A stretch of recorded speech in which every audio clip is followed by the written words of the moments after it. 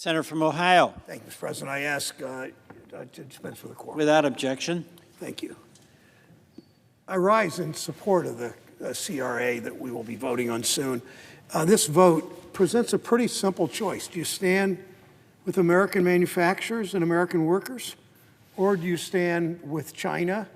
And do you stand with our continuing to lose our industrial base? I fought my whole career for fair trade. One of my first and proudest votes was against the North American Free Trade Agreement as a member of the House. We saw what that agreement did to Vermont, did to Ohio, did to Kansas, where Senator Moran just spoke.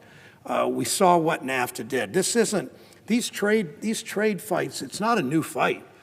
Some years ago, about 20 years ago when I was a member of the House, I wrote a book called The Myths of Free Trade. The book wasn't exactly a bestseller, I can live with that. But telling the truth on trade has not been popular in this town.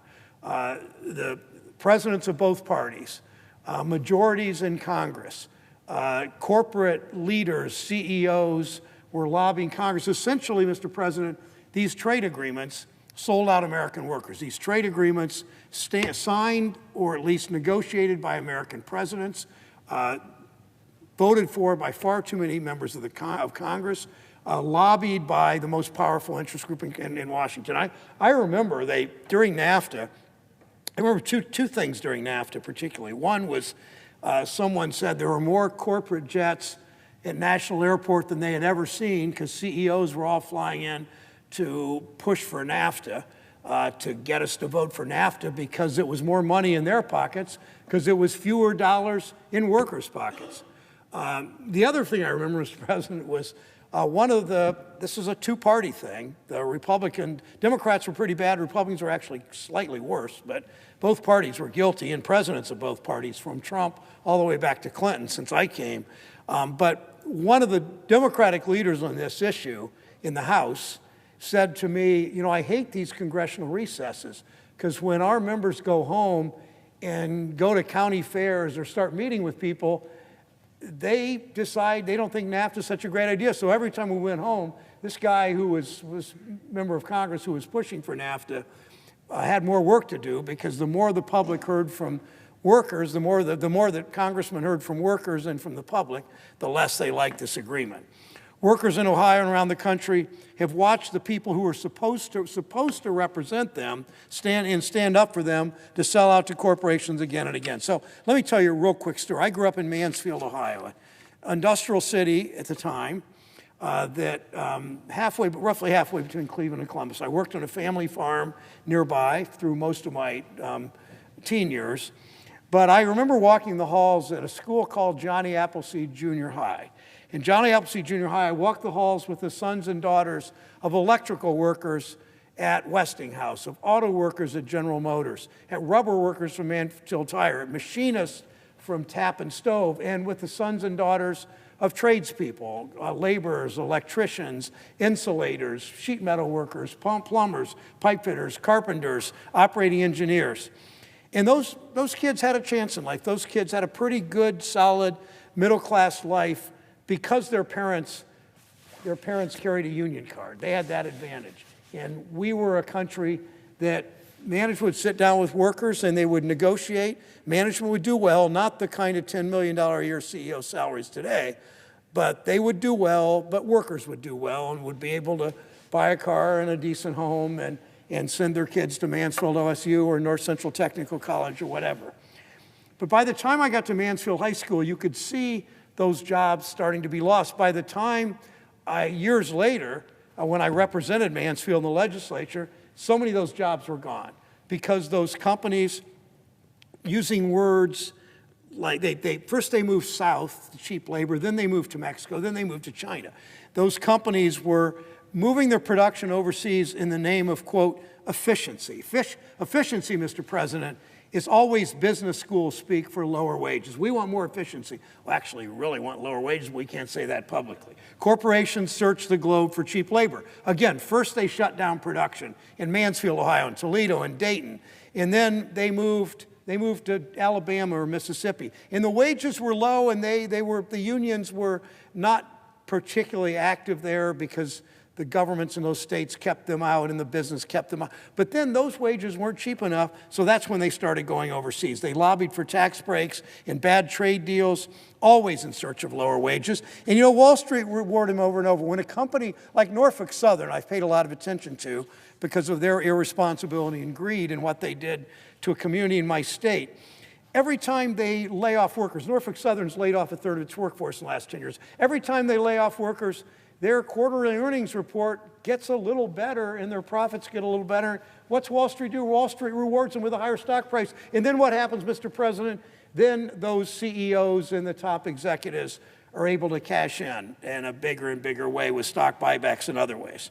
So look where we've ended up because of this corporate-dominated, corporate-written trade policy. An Ohioan invented the light bulb. Today, 99% of LED bulbs are made in China. American invented the other in the West Coast, invented the semiconductor. 90% of them are made overseas. We cannot and will not make that mistake again with the technologies that power our economy over the next century. We've heard a lot of talk in the Senate over the past year about supporting manufacturing innovation so we can better compete with China. Senator Cornyn's on the floor. He and Senator Casey are working on a really important bill on corporate outsourcing that I hope we pass, and it will absolutely matter. It's why, in the end, it's why we passed the CHIPS Act to bring semiconductor production back home where it belongs. We passed a bipartisan infrastructure bill. I work with Senator Portman, the other senator in Ohio, on that and a number of other bills that rebuild our bridges and roads. We passed the Inflation Reduction Act to make sure we lead the world in new and renewable energy technologies like solar, but now suspending those solar tariffs is antithetical to the good work we did. So we take like 4 steps forward, and then today we're going to move 3 steps backward. That's not the kind of progress we need. President Biden has talked about how we are essentially, and I've been talking to him about this, and he has been repeating it, that we are burying the term Rust Belt in my part of the country. So you can't say you want American manufacturing to lead the world and then allow Chinese companies, subsidized always by their government, to skirt the rules and dump solar panels into the U.S. We have in my state, I believe it's still the largest solar manufacturing company in America. First Solar employs 2,000 workers in Northwest Ohio. These workers are ready to lead the world in this industry. They just need a level playing field. We know China cheats. The Chinese government, as they have for a generation. Unfortunately, American politicians help them do it, and American corporations help them do it, and we build up the Chinese military that now we're concerned with. But China illegally subsidizes industry from steel to solar. They've been doing it for years. They're always coming up with new ways to cheat. It's sort of a whack-a-mole problem where we stop this cheating and then it goes on somewhere else, and we stop that and it goes on somewhere else. We put tariffs on their illegally dumped products, so they move some aspect of production to other nearby countries to get around those rules. They move to Cambodia and Malaysia and Thailand and Vietnam, and wherever they can find to cheat and to ignore the rules. And blame them, and I certainly do, but we've allowed it. We've allowed it because American politicians, presidents of both parties, far too many people in this chamber, I would certainly say the presiding officer is an exception to that. Far too many people in this body have gone along with it as corporate America has lobbied and lobbied and lobbied aggressively. This isn't just a guess. The administration's own Commerce Department conducted an independent investigation. They released the preliminary results in December. Surprise, surprise, they found that yes, 4 leading Chinese solar cell manufacturers are dodging U.S. tariffs by routing some of their operations through Southeast Asia. We can't let them keep doing it. That's what this vote today is about. It has real consequences for our leadership in my state in manufacturing and American leadership in one of the leading energy industries of our future. To my colleagues who say that we must allow these Chinese imports for the time being in order to fight climate change, I disagree. Nobody in this body is more concerned and more active in terms of understanding environmental issues. As a senior in high school, I started the first Earth Day in Richland County in 1970, and my commitment is absolute. But people say this is about climate change. Surely it isn't. It's about ceding our leadership to other countries, and it will not result in long-term success. American workers must know we have their backs. They need to know they aren't a little side issue. We're for workers except when we're doing this, or we're for workers except for doing that. If you believe in the dignity of work, if you put workers at the center of our economic policy, it makes things better. We've seen how dangerous it is when we cede American leadership to other countries in key industries, like semiconductors. Now we play catch-up. American workers have proven they can make these solar panels. It's not a hypothetical. Americans are manufacturing solar panels that can power our economy right now, today. They just need a level playing field. How are businesses going to expand and scale up production if they're constantly dealing with a flood? And I mean a flood, one after another wave of illegally subsidized imports. It comes down, Mr. President, as you know, to whose side are you on? Do you stand with workers in Ohio, or do you stand with the Chinese Communist Party? Do you stand with the American solar industry, or do you stand with the solar industry in a country that cheats time after time? It's that simple. If you love this country, you fight for the people who make it work. I ask my colleagues to join me in standing up with workers in Ohio and around the country. Mr. President, I ask to put the following remarks in a different place in the congressional record. Without objection. I rise today to recognize and honor a longtime member of my staff, Anna Gocaldis. Anna's been with our office for almost a decade, working on veterans affairs, foreign policy, defense, making a difference for so many Ohioans, so many of our veterans. Anna's last day with our office is a couple days from now. She moves on for a new opportunity at Millennium Challenge. Well, she'll be working on something she cares so passionately about, to reduce poverty around the world. They're lucky to have her. Her dedication to public service and the public good is unwavering. One of her greatest successes happened last summer when we passed the PACT Act. It's the most comprehensive expansion of benefits for veterans who have faced toxic exposure in our country's history. Because of Anna and the veterans and the advocates that she worked with, the PACT Act is law today, named after an Ohioan, Heath Robinson. Thousands of veterans have access to the health care they deserve. And because of her work, and because this place did this right, this bill passed in August.